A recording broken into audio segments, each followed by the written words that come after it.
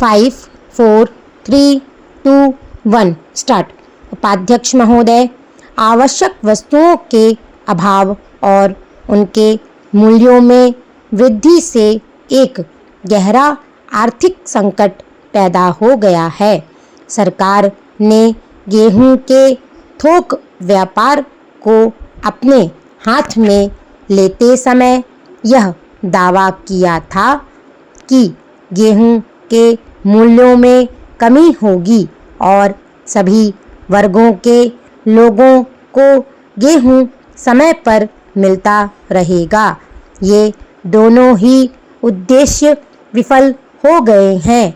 पहले जब फसल आती थी तो बाजार में पर्याप्त मात्रा में गेहूं उपलब्ध होता था, परंतु इस बार गेहूं उपलब्ध नहीं है। उपभोक्ताओं की आवश्यकता पूरी करने लायक भंडार भी सरकार के पास नहीं है।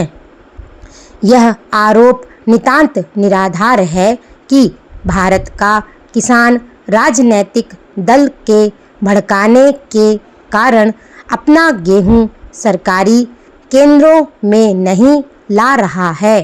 किसान समझदार है, वह अपने हानि लाभ को पहचानता है।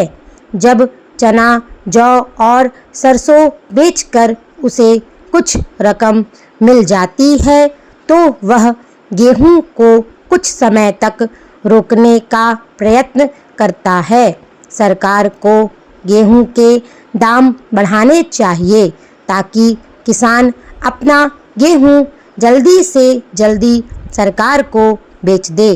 किसान को थोड़ा सा अधिक मूल्य देने में सरकार को संकोच नहीं करना चाहिए।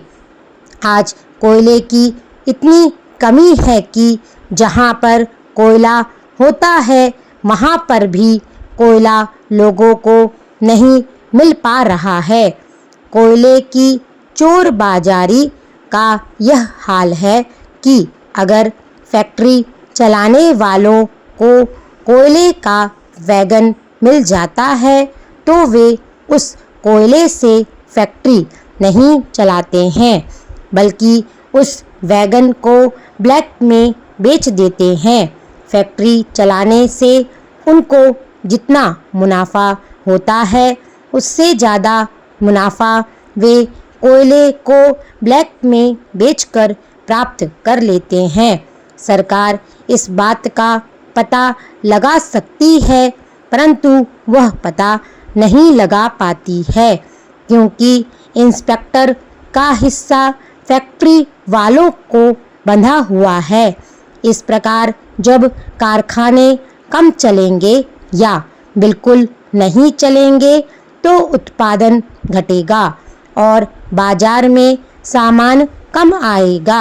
इससे चीज़ों का अभाव बना रहेगा और उनके मूल्य भी बढ़ेंगे। इस तरह से मूल्य वृद्धि को रोका जा सकता है।